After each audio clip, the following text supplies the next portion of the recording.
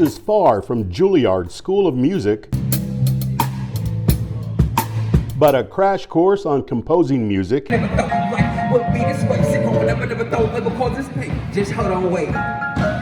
and how to write songs. This group of Musicambia came in on Tuesday, and they had us sit down for about 15-20 minutes and just start free writing. Don't think about anything, just start writing. We went from doing that to underline things that were important to you, right? Underline what you think stands out.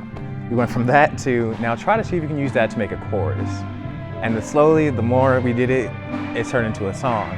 So today's Saturday, so it took us 4 days to get this done. Wow. Right? So it's already a lot of intensity. You got to come up with a good song that sounds good. You had the chorus, the verses, the process of it.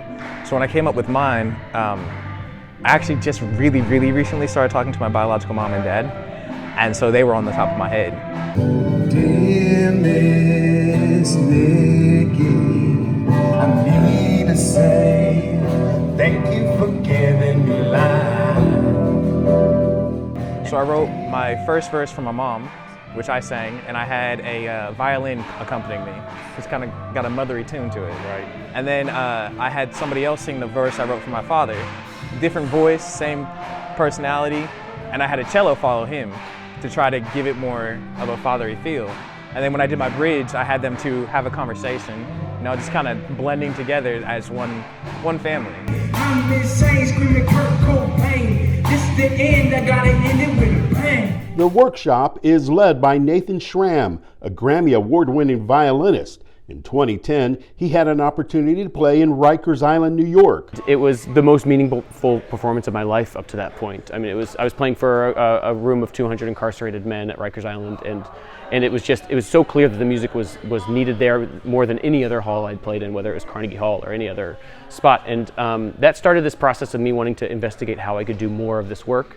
The work turned into a nonprofit called Musicambia, an organization that develops music education programs and performances inside prisons and jails throughout the U.S.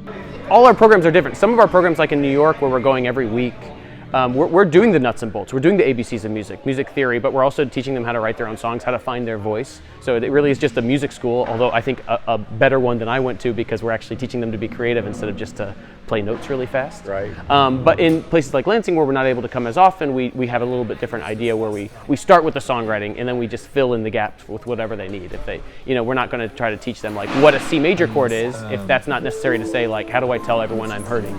Or how do I tell people I'm lonely? We go to that first, and then we teach them whatever music is necessary to get them to that point. Awesome. And the goal is always just to help people feel empowered and believe in themselves, and to kind of redefine themselves, because we all know in prison people are, our country defines them as the worst thing they've ever done.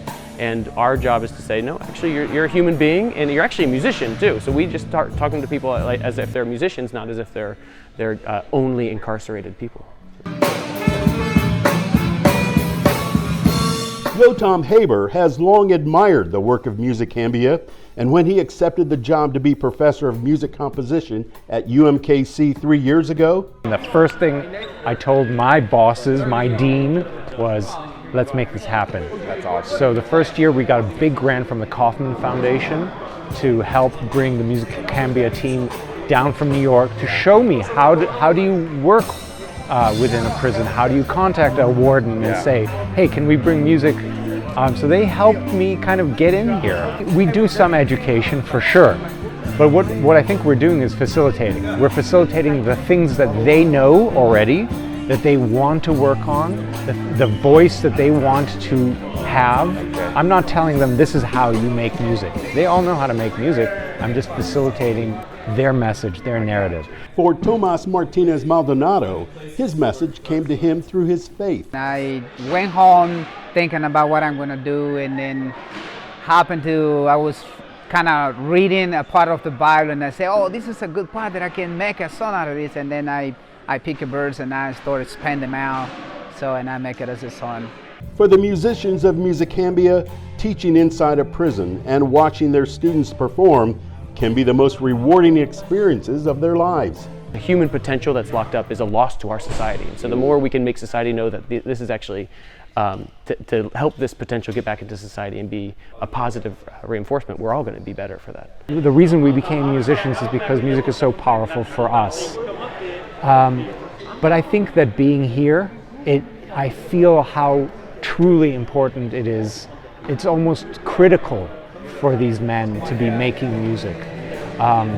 When we talk, we're not talking about their past. We're just talking about the present. We're talking about how to make music. It's, I think, a real special moment for them, and it's a very special moment for me too. Because it's so healing. I think so. And you receive some of that healing as they're doing it? Well, it gives me a lot of pleasure to see how powerful it is. Yeah. The power of Musicambia will continue for 2 more years after receiving a federal grant. And UMKC will continue to teach inside Lansing every 2 weeks, if not every week.